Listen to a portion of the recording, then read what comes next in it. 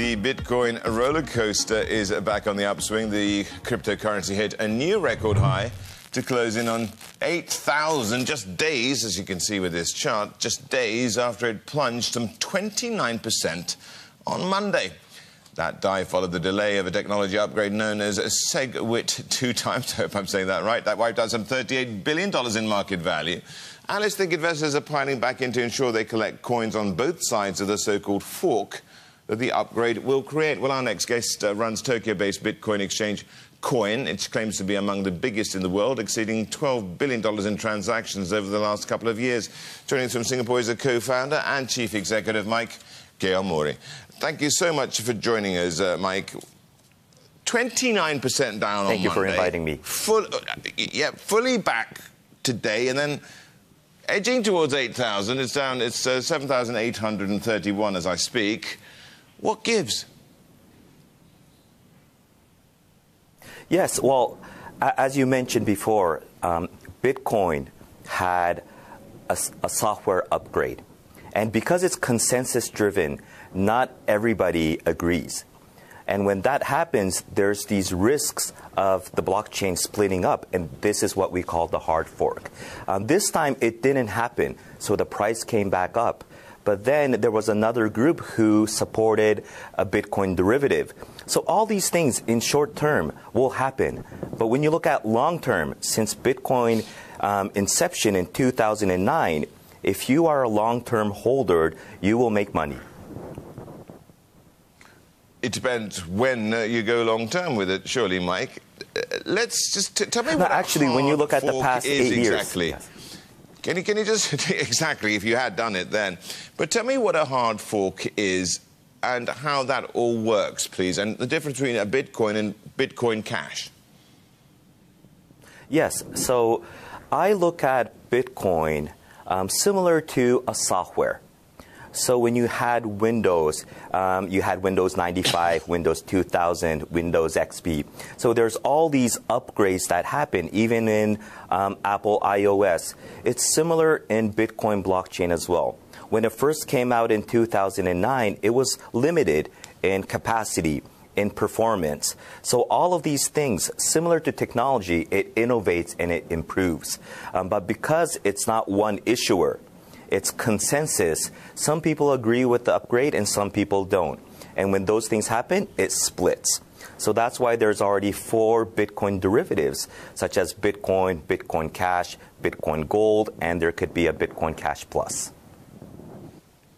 So, Mike, do you have any concerns about the growing number of Bitcoin offshoots?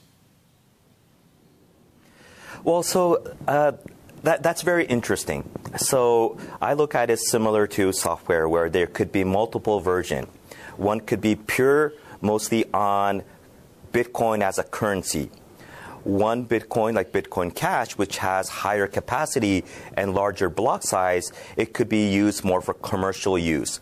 So there would be several. That said, having too many will confuse the general public. So it's not a good thing if there's too many. Is it possible that down the road Bitcoin continues to fracture more and more, or is there a chance that down the road as well we might see a reconsolidation of it?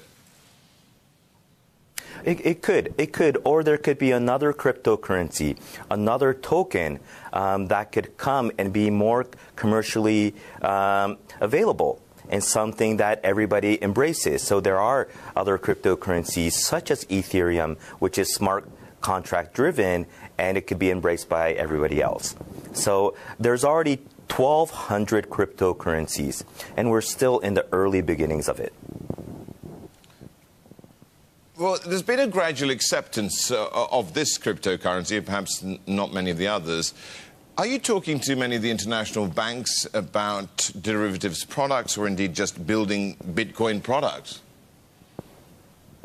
So our business is an exchange. We're independent. So any of these tokens that needs to be sold, bought, exchanged can use our exchange.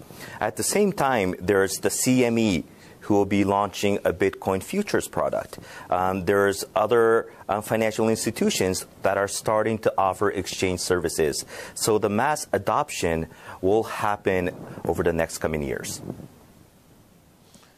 What about nations? They've had a lukewarm relationship with Bitcoin. Japan's been more accepting than others. Tell us about that, and tell us about this mixed message coming out of China with Bitcoin and indeed other cryptocurrencies and blockchain.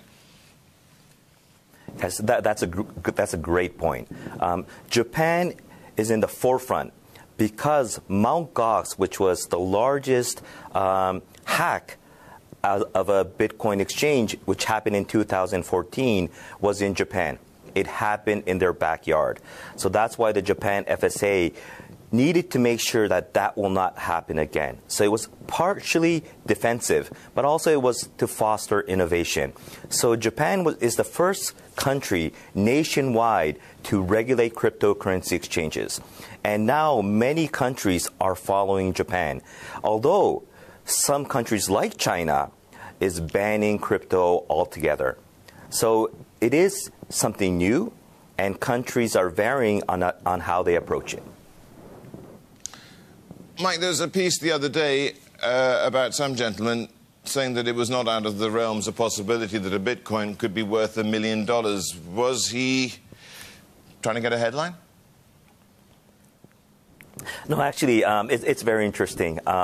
People tell me it's a bubble. People told me a year ago it was a bubble.